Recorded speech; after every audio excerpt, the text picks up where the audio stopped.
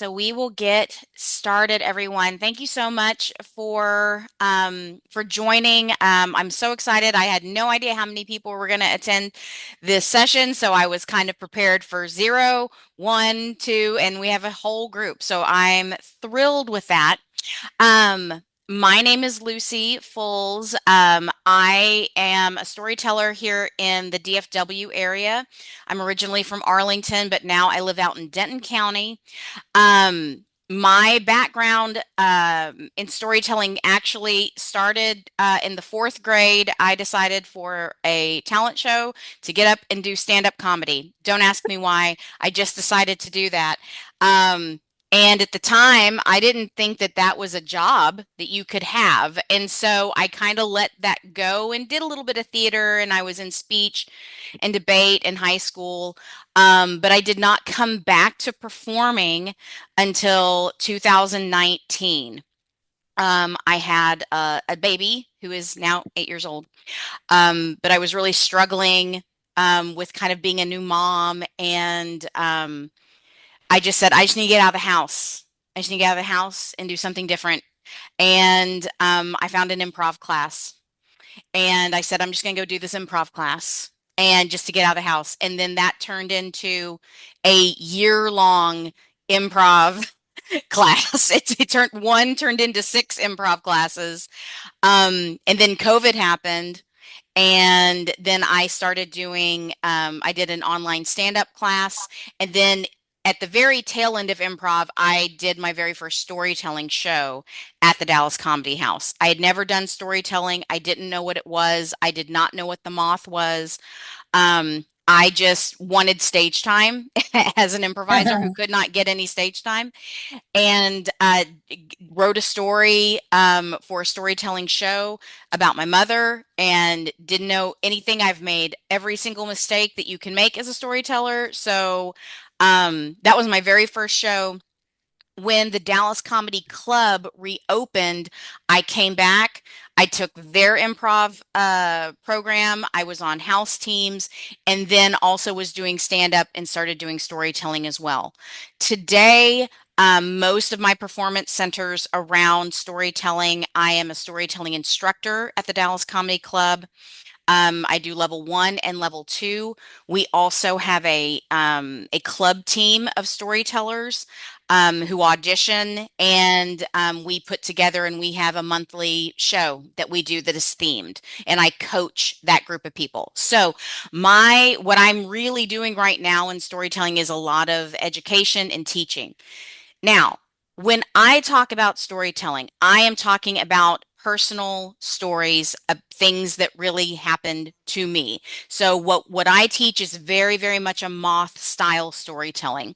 And I know that within the Tejas storytelling group, there are multiple different kinds of storytelling and stories that we tell. So I just want you guys to understand what my POV is and kind of how I relate, how I teach and education, but obviously want to be able to teach things that are going to be able to be encompassed and utilized and implemented in all different brands of storytelling.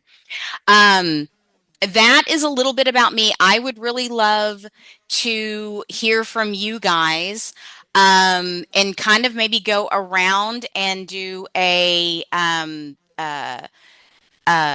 introduction of your name, where you're from, and what is your relationship to storytelling. And I know that you guys look different than I do, so I'll just call you out in the order that's in on my screen, just so we all kind of know who we are. Debbie, I'll let you go first. Oh, okay. Where Um, who are you? Where are you participating from, and what kind of storytelling? What's your relationship to storytelling? I'm currently living in Irving, Texas. I I guess the main thing about me and storytelling is the name I earned, much like a Native American does, Drama Mama. Okay. And it's a that's a story unto itself. But I came in from a mother who told stories mostly about herself, then gradually did many different things, went through a master's program at the Dallas Theater Center, taught theater, in West Texas, came out here, taught some more, and started doing storytelling. And that's what I'm still doing, and love teaching and storytelling, a lot of creative drama, Okay. i.e., improvisation. Okay. Wonderful. Thank you so much. Margot. Okay. I'm Margot James. I'm from Houston, Texas. I started out storytelling really at open mic night at the Improv in Houston as a part of my bucket list. And it was so terrifying and so much fun. From there, I started writing monologues and performing in fringe festivals. And I've told a few stories at the Moth. I've participated a little bit in the Tejas Okay. festival. And last year I did a show called the Organic Variety Show, and it was Wonderful. a series of stories about my deteriorating body. So that's kind of where I am right now. I don't mean to laugh. That was a funny line. One of my students who I now have in level two was in Houston on Tuesday and did the Moth Slam on Tuesday, and she came in second place, and it was her literally like her third time on stage. So she did her level one showcase. She's performed one other time, and she did this. It was a brand new story. She got second place, and I was like, That's awesome. "Girl, I Awesome. cannot." That was amazing. Okay, Pam. I'm Pam Pipkin from Kilgore, Texas. I came to storytelling when I was a children's librarian, and I would read stories and show them film strips, and then I started telling them stories. And so I found out about the festival in Denton, and I went. Found about the national in Statesboro, Georgia. I went to that and just was hooked. And I tell whenever I'm able to anybody, I'm part of Tejas. And so I go to everything that they have available, enjoy it all. And you do puppeteering, right? I do. I Okay. do puppets, and my workshop was on props and puppets. So, but I do balloon animals. Okay. Oh, wow, wonderful. I taught myself how to do it by getting a book and following the directions. Wonderful. Thank you so much. Thank you. Patrick, you're next on my in the row. I'm Patrick Kennedy. I live in Little Rock, Arkansas. I'm retired. I'm a little new to storytelling, although at one time in my career, I was a trial lawyer. So I told stories to the juries. I'm currently a state certified assistant to a chaplain in a male prison in Arkansas. Okay. So I consider that to be sort of toward storytelling in that I Oh, I'm sure. tell a religious story to about 1,100 inmates. Hmm. Oh, I'm a former wife of a corrections officer. My first husband was a corrections officer, and then ironically, he's a corrections officer at the prison that my father was an inmate because my father went to prison when I was in college. It's a long story. But then he got out, but then the guy I married ended up going to work at that prison. So then I had to go to Christmas parties with corrections officers who had my dad in prison. It was crazy. I have a whole story about it. We Thank you have to so go through much. the same training as the correctional officers in order to get Yeah, badged so that we have unlimited access through the institutions. I bet that is fat. I bet you have a lot of stories. Vivian, you're next in my line. Okie dokie. All right. So I'm Vivian Rutherford, living in Waco, Texas. Well, living in Lorena, which is about 30 miles Yeah. outside of Waco. Retired children's librarian, public library. Did that for over 20 years. I work with children now, mentoring them weekly, and I have teens that we've had on festival on the stage. And I do performances at schools and wherever they invite me to come and tell stories. But I am interested. Like I said, I mentor kids, and I want to hear what you do that maybe I can kind of employ that with what we do weekly. Great. Great. Yeah, yeah. Valerie.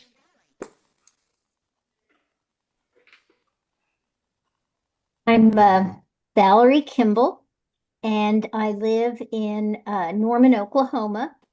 And I have been and I'm a retired children's librarian. A lot of colleagues here in the audience.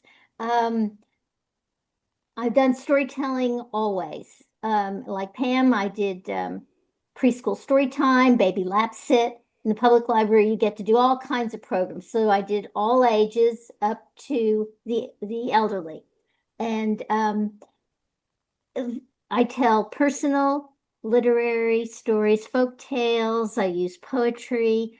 Um, so just all kinds of literature.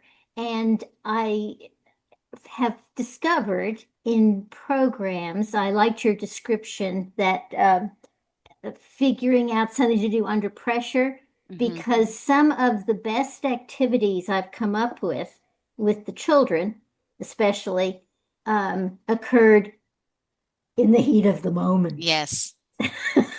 So, Children are the greatest improvisers and they are the greatest storytellers because they have no filter and they're not trying to be funny. They're just trying to be real and answer you in the moment. And it's usually hilarious.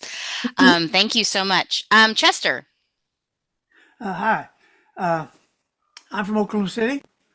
I do family stories, and it seems like I'm starting to develop a little bit of a knack because I had some success in Liars Contest. I think that's because I just look so honest, so I get away with it. A little bit of poetry, and I photograph storytellers. Okay. That's kind of a hobby and stuff. I've been doing that for 20, 30 years. Wonderful. Wonderful. Mary.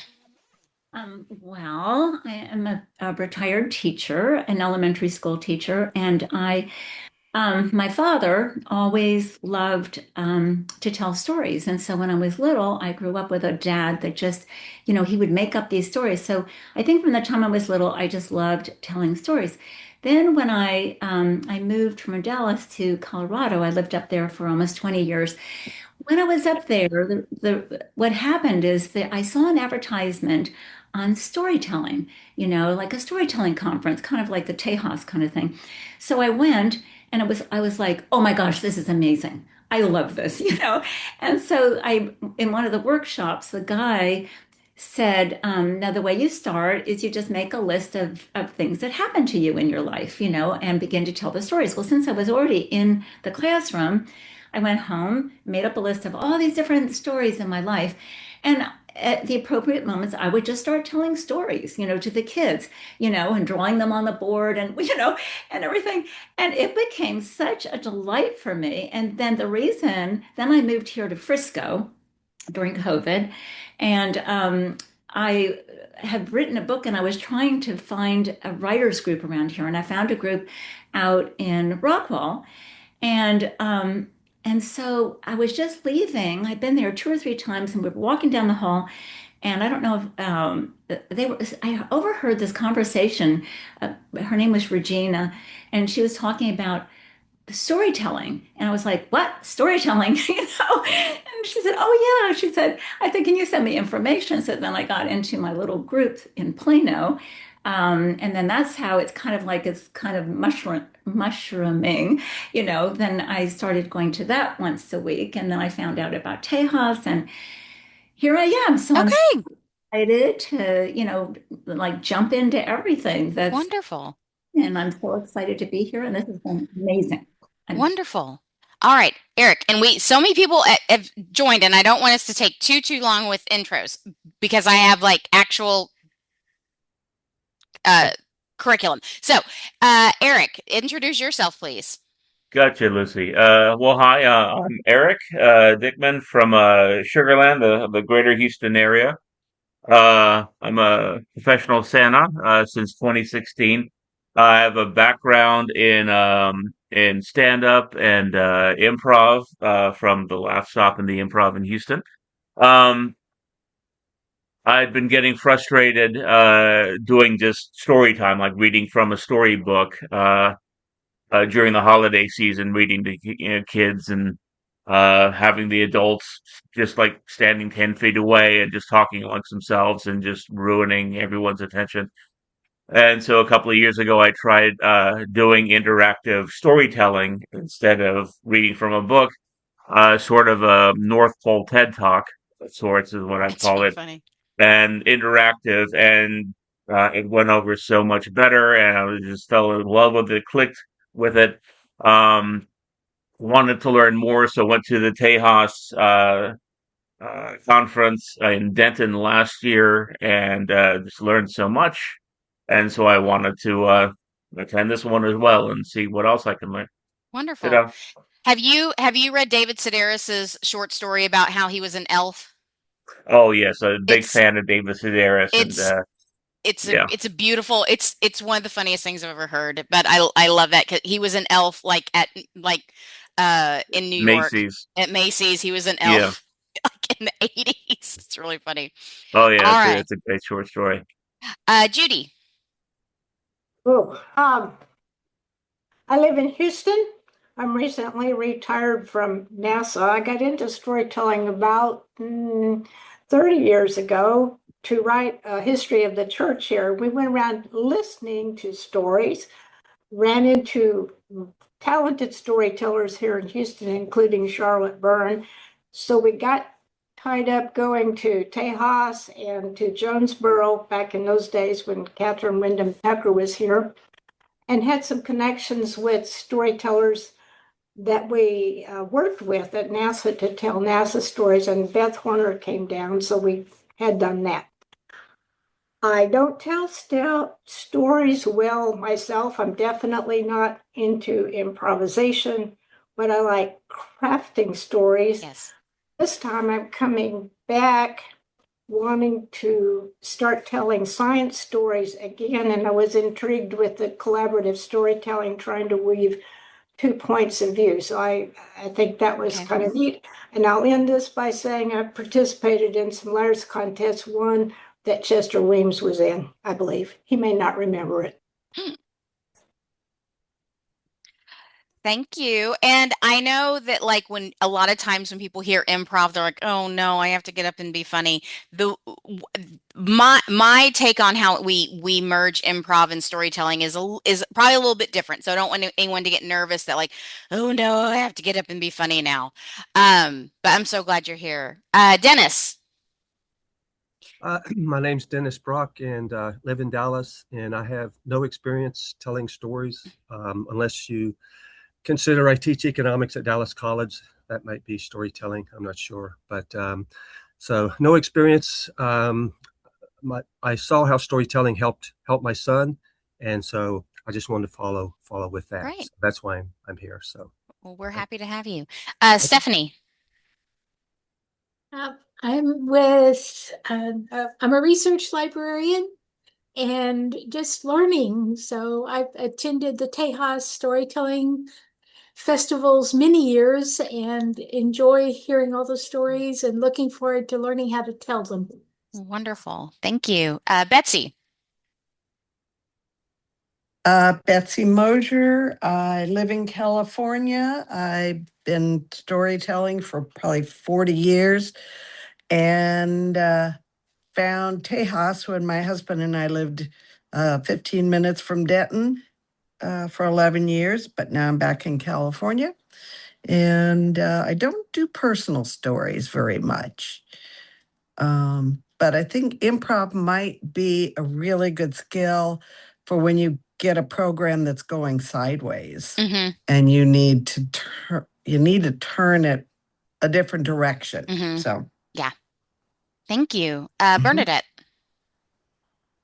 My name's Bernadette Nason. I live in Austin, Texas. I am a professional touring storyteller in schools and libraries. I came into storytelling as a theatre actress, working in children's theatre, and I have developed it from there. So I still work in the theatre in the evening in Austin and regional theatre. I do solo shows of personal stories and folk tales and fairy tales and other such stuff for children. Of all I did several years of stand-up comedy, the most terrifying thing I've ever done, other than improv, because I have many friends in the improv world and they always invite me. And every time I go, I realize it's not my. I like to be prepared. I'm Mm-hmm. one of those people who likes to be prepared. And so when everything goes wrong, um, like someone else just said, it would be Yeah. a really good idea to have when it all goes south. Yes. What can you do? And I've Yes. learned how to do that. But Yes. anything I can get, I'll be grateful for. All right. Tom. Hi, I'm Tom Franklin. I grew up with a lot of stories, listening to stories. I enjoy listening to stories. I created some stories of my own. And so my interest in stories is kind of casual, and I just enjoy it. Okay. And where are you from? Where Oh, are you I'm sorry. I'm from visiting? Houston, Texas. Okay. All right. I'm so jealous of all these Houston people because you have a monthly moth show and we don't have one in Dallas, which seems really crazy to me, but we don't. Maryland.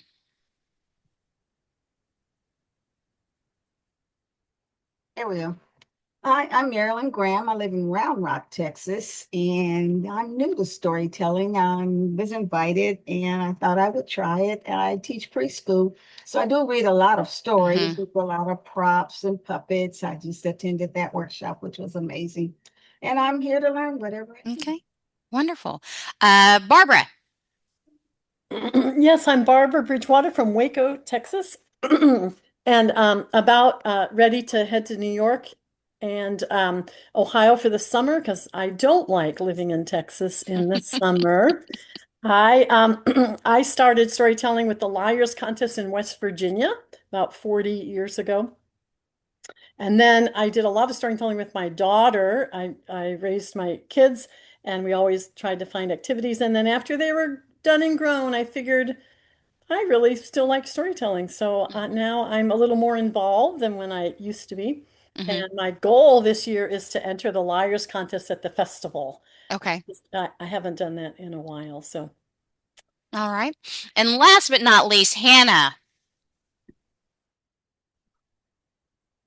Hi, so I'm from Carrollton, and I have loved performing my whole life. When I was in grade school, I did theater and speech and debate. And I actually used to work at Disney World. I was a performer, so I did many different characters like Mickey, Minnie, Stitch, Piglet. Oh my Um, gosh. yeah, so that was a really amazing experience. But now I'm studying to be a children's librarian, Okay. and I work at a library. So my favorite part of my job is that I sometimes get to assist with story times or lead them myself. Okay. Well, thanks everyone. Again, I was hoping I'm so glad to know kind of where everyone's starting from and kind of what their experience is. And like I said, I don't want anyone to be super nervous that, even if we were in a workshop room, be like, oh no, I've got to get up and like yes and someone and I got to get up and be funny. And that's not really how, even though we definitely could do all those fun improv games and we can do them on Zoom, when I think about storytelling and how it incorporates improv, it is really about giving time and breath to your stories, allowing that creativity to kind of happen in the moment, but also when we are creating our stories. And again, whether you are crafting like a fictional or sci-fi story, or whether you are telling your own story, everything kind of starts with an idea, and that's always going to start, that comes from an improv mind. How do we take this idea and how do we get it onto the page and how do we craft it? um, I would love to know, and you can put it in the chat. I'd love to know how all of you, when you have written stories, how do you write? What is your style? Are you typing everything out, writing it longhand, word for word, memorizing it word for word? Are you doing it in a bullet style? Are you doing it in an outline? Are you telling it out loud, recording it, listening to it, and doing it over and over again? I'd love to know kind of what everyone's process is for writing. And then ultimately when you're trying to get it ready for performance. Okay, Barbara types it out and then uses an outline.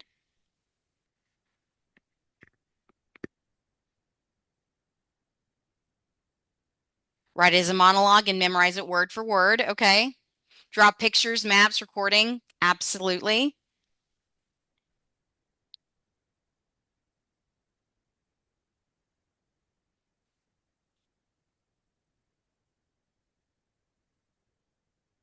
Type it out word for word and tell it over and over. Outline, type it out, rehearse it in front of my room. Type it out because the wording is critical. So one thing that I have learned from coaching storytellers and teaching classes is that, especially for new storytellers, they get very worried about the memorization. And a lot of my students start out the same way, where they want to type every single thing out. They want to make it a monologue, and then they try to they try to get up and they want to memorize it word for word. I also find that they want to get up and tell me an opus. They want to tell me about the journey of their education process. They want to talk to me about how they started as a 5-year-old and then it ends when they are 37. And that's a big task. It's bigger than it's a big task. And what I always try to get them to do is to start with a moment, but also let's concentrate on the story first and on the words second. So, what I teach them to do is to start with a prompt. And we will start with a prompt. And usually for me, I give them a song lyric. And it's usually something very short, like if you're familiar at the last one we did was Cannonball. That was our showcase theme. And Cannonball is a song from the 90s by the Breeders. But the word cannonball, kind of like with the moth, they'll use one big theme. And what I have them do is pitch me something and then write it. So what I have my students do is do everything in bullets. Because when you come back and you tell me a story from your bullet points, you're just telling the story. I think once what happens sometimes when we go, I've got to write out this monologue word for word. When we get that to stage, if something goes wrong, if you get a laugh in a weird spot, if you forget your transition, it can make you freeze.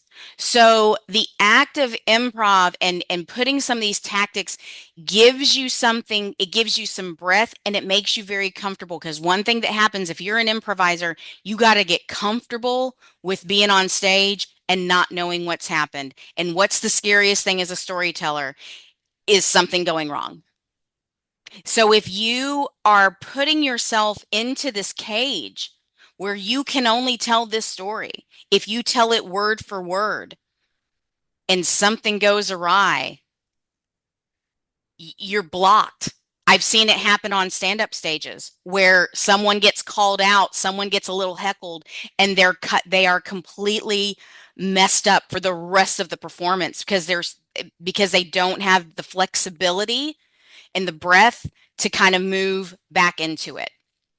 So, but even when you are telling those stories word for word, because don't they just start to live in you? They start to live in your bones, right? You could start, I'm sure there are some of you, you've got stories that you read, that you've told, and if I asked you in 5 minutes to get it prepared, you're like, I can do that. It's in my bones. I know it word for word. But it takes a long time to get there, right? And sometimes, like with my students, they have to have a new story ready every single month.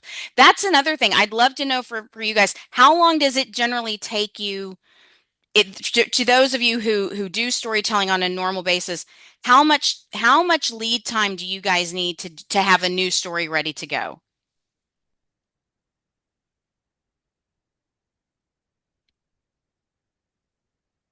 A month, decades, At a few least days.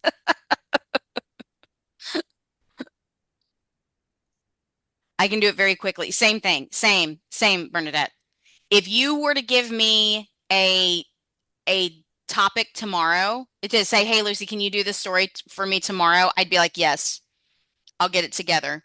Because the way that I process my stories is very much like what Valerie said. I don't write. I develop it in my head, tell it to myself, tell it to others about 3 times, and I don't memorize it either.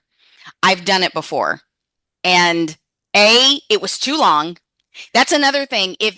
For me, if I write it all out, it's too long. I end up with like a 7-page essay, and then it's way too long. But if I tell it in my head and I go, I got 5 minutes and I put a counter on there, I can tell it in 5 minutes. Um, so um, I would love to do an exercise, and it's called Memory Snapshot, um, where we start with a moment and not with a plot. Because sometimes in storytelling, we think, oh, I've got to come up with a story. And again, my students will come to me and like, I want to tell the story about the relation. I had someone go, I want to do my relationship with education and how I was called stupid when I was in the first grade. And then how I went on to get 6 master's degrees. And I go, wow, that's a lot of ground. That's a lot of ground to cover. Let's find one moment. So I want for you guys to think of a moment, maybe from the last week, maybe from the last month, a moment of time that possibly took 30 seconds. Something like getting a text message you weren't expecting to get, seeing someone in the store you hadn't seen in a while, accidentally walking into the wrong room, hearing some surprising news. I want you to think about a moment of time, okay? And rather than try to create an entire monolith from one, I want to tell this whole huge arc. I want us to think about telling the story about that moment. So, um, I'm going to put you guys into breakout rooms with two people, and I want you to discuss what your little moment was. And I want you to think about in that moment what happened. What did you see? What did you hear? What were you thinking? And how do we develop a story from that moment rather than be like, I got to tell this big, huge story and see if we can find parts and see what we can do with that. So I'm gonna figure out how to do breakout rooms. Cool. I Oh, that I was was fun. I was crossing my fingers, being like, please, technology gods, please make this work the way it's gonna work in my head. It worked. It worked. You did it.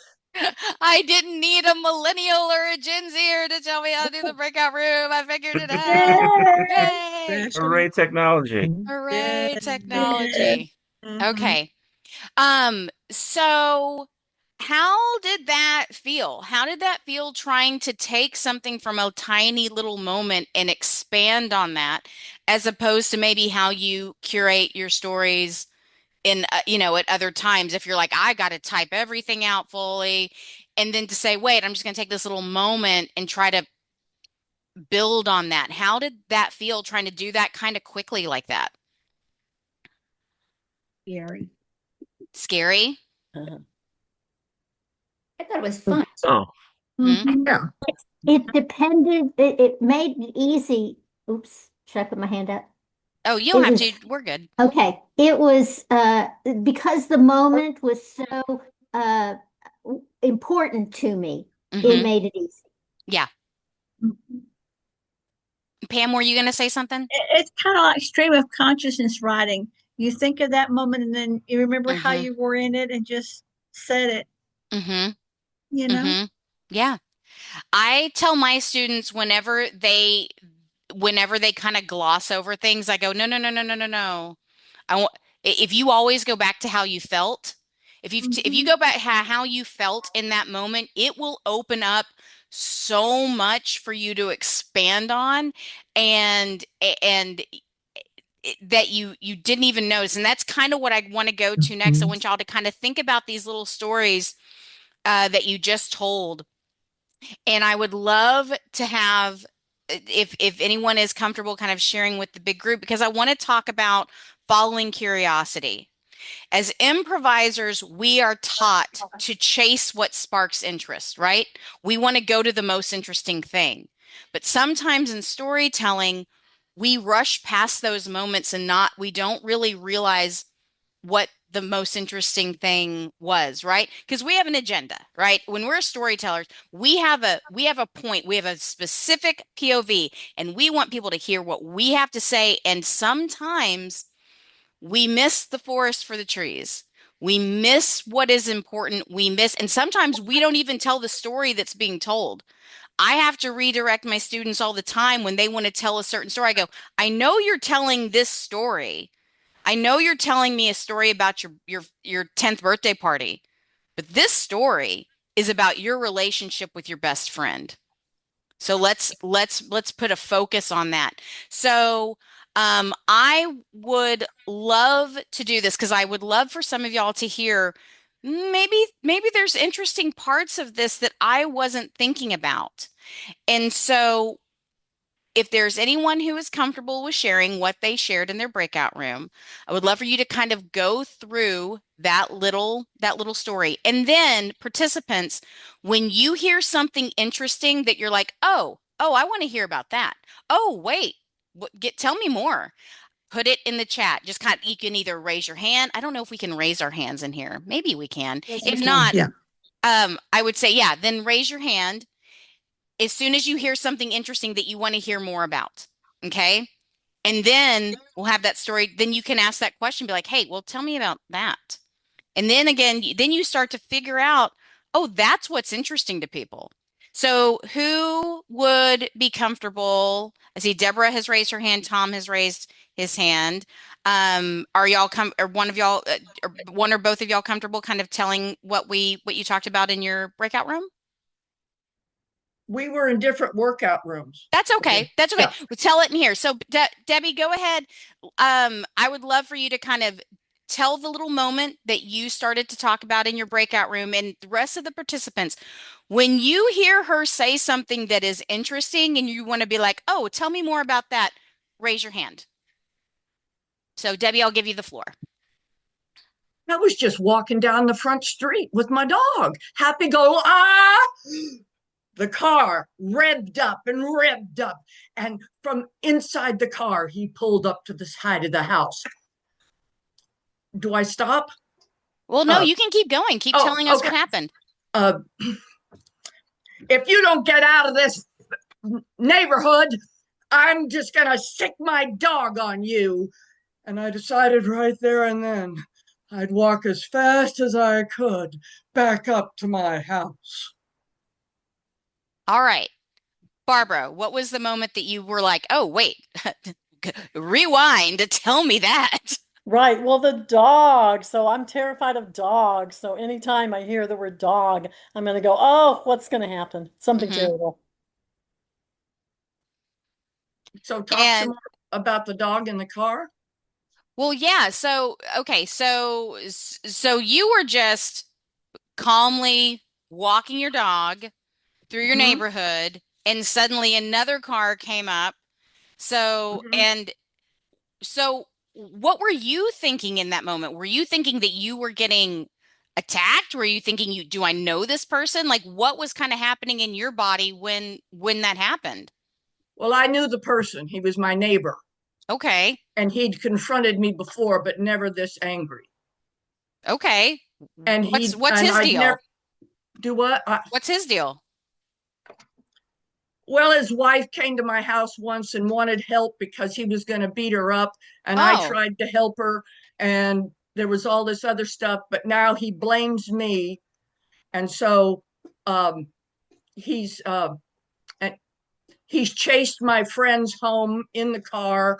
He chased Darlene home one day. Um, anyway, I avoid him, but now I carry pepper spray. oh my gosh. So this has really kind of just changed how you have to like exist in your own neighborhood. Yeah, I walk the dog a different direction, just hoping Mm. he's not on that side. But all my neighbors are aware of it. So but I'm the only one he's confronted. Why? I don't know. We used to carry on little conversations as I walked past his house, but now I'm on the dark list. Oh my gosh. But at Okay. any rate, that Well, was that moment. thank you. Thank you for sharing that. Who else? Tom, do you want to share? Yeah, sure. Mine's another dog story. Okay. We met your I, dog. We saw your little King oh Charles. yeah, that we have plenty of them. I opened the back door to let all the dogs in one night, not too long ago, and one of them had a possum in his mouth. And he was very proud of the possum and wanted to bring it in and show it to us. And I was convinced he was not coming in. And so we had to have a creative discussion about the possum. My first reaction was to resort to violence, but then I envisioned myself having a tug of war with him and the possum. And the possum was still alive at this. Oh, that was going to be my And question. so my wife very wisely handed me a handful of dog biscuits.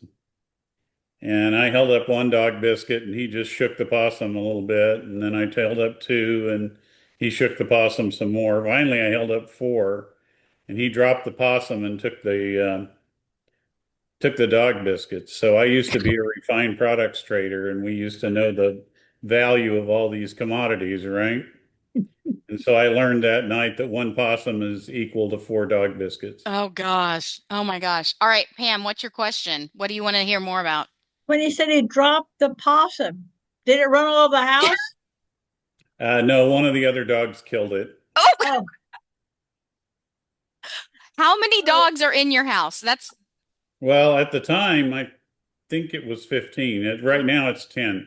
We're oh, down to Tom. 10. Oh, Tom. Okay. You have 10 dogs? We do. Oh my goodness. That's 40 muddy feet on a rainy day. Oh my gosh. Margot, what's your question? What do you want to hear more about? Oh, I raised my hand because I have a moment, Oh, okay. Okay. Okay. but I can wait. Okay.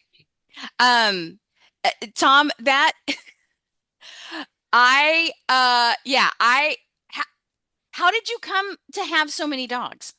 Well, my wife breeds dogs and Okay. shows dogs. And oh. Are they all the same kind of dog? yes, they're all They're all King Cavalier Charles, King Charles Cavalier King Charles. Oh Spaniels, my gosh. toy spaniels. Okay. So it's not like you've got a German Shepherd No, and a Chihuahua and no. so they're just all They're um all they're all pillow sitting dogs, but since they're spaniels, they think they should be hunters. mhm. Well, thank you for sharing. Yeah, and again, it's one of those things that you're like, oh, just gonna talk about these dogs, and then you go, oh, I mean, the whole fact that you breed and show dogs is also that's a whole other piece of this. That if you made this into a bigger story, that's context you can add in the beginning. And what does it feel like? What is it like to have 10 dogs in that? I can't even imagine having more than one dog right now. So thank you. Thank you for sharing that. Margot, I'm gonna let you go and then I'm gonna try to get my monitor fixed right here. So if I'm out of shot, it's because I'm trying to get my monitor on because that's where my agenda is. And my monitor just went out. But please, I want to hear your moment. So I made a contribution to a charity on Facebook to help someone who was having a birthday celebration. And after I made the contribution, something popped up on my feed, and it was the copy of the cover of a script and kind of the table of contents of a show I was in back in probably 68. And it was sent by the main actor in the show. It was Telemachus, and his name is Dan Hodges. And I have not had any contact with him since we were in this show together. And that picture popped up, and he said, "Does this look familiar?" And I thought, oh my God, why does he still have the script? Why is he responding to a charitable contribution? There are all other kind of pictures he could have responded to. Mhm. where is he now? What is he doing? And I just responded, of course I remember. And what I really remember was that the director took away some of my lines and gave them to another actress because he said I had too much of a Southern accent. And Dan said, I don't remember you having a Southern accent. He said, but I have to tell you, my accent really got in the way when I was in Hollywood. He said, but I never tried to change my Southern accent. So I have a lot of questions about where this came from, what he's doing, but I don't want to be too nosy. Mm-hmm. I don't want to like get into a big conversation with this person, but that's my mystery. Why did this all happen? So this is someone from your past. Yes. Yes.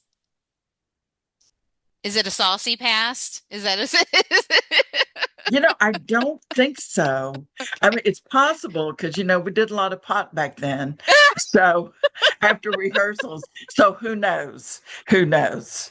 It might have been saucier than I remember, Oh, but Margot, I feel like this is an amazing start of a story. And one of those beautiful things where you get to go back. One of my favorite techniques that I have my storytellers do all the time when they start to tell a story, or they'll start like in the beginning and try to get to the end, and I go, let's start closer to the climax and go backwards so that we can create those stakes. yeah, I like that. Of I like like that it's technique. not just about like you don't want to be like, back in the 70s, I was an actress and da da da da da da da. And Yeah. now this, instead of like, but this idea that someone from your past, their name pops up and they remember you, and then you go, oh yeah. And then you go back. I think that it's my favorite. Matthew Dix does it so well. If you know anything about Matthew Dix and how he tells stories, he does that where he starts at a place, he tells a memory and comes back to it. But um yeah, I have questions, Margot, but I don't know if they're appropriate for the Zoom call. Oh well, I'm at that age where I really don't care what people think about me. So Well, I have no shame. I say I have no shame. I appreciate that very, very much. All right, we're gonna do one more. Eric. I was paired up with Pam, and I liked her story because it was very simple, but relatable at the same time, where she had a conversation, just like a very short, maybe 1 minute conversation. I think it was with a handyman or something. Is that right, Pam? Yes. And this very brief conversation resulted in having like almost every issue she had with her home, being repaired. Mhm.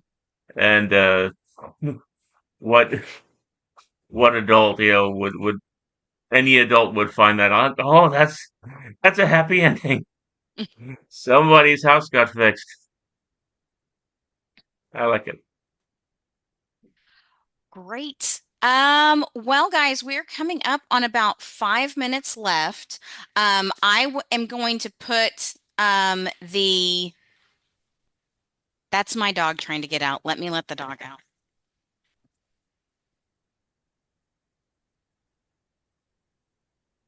Now I want to hear your story, Pam. Well, yeah, She I'll couldn't have tell made you it after 5 more minutes. She couldn't have made it 5 more minutes. I'm gonna post the continuing ed. Um, actually, let me see if I can just get it up and share my screen. It's already in the packet. It's in the packet. Okay, so Yeah, the continuing, okay, because they had asked us to post it. yeah, The yeah. You don't have to. verification word, if you need the verification word, is improv. Okay. So if you need that. Um, uh, well, guys, I appreciate you so much for coming. I hope that this is the kind of topic that I could teach an entire like 8 week course on it. I do teach an improv. I do teach an 8 week course on it. And I would, if any of you are in the Dallas Fort Worth area, would love if you have any questions, feel free to reach out to me about the classes that I teach. I actually have a stand-up show tonight.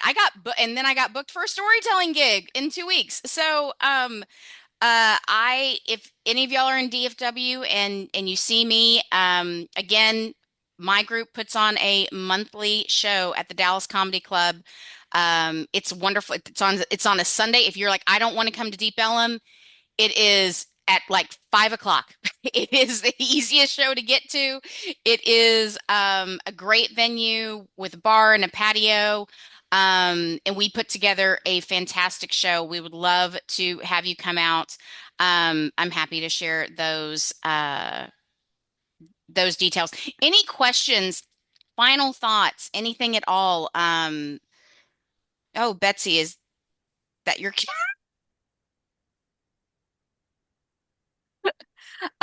any questions or anything before we finish up?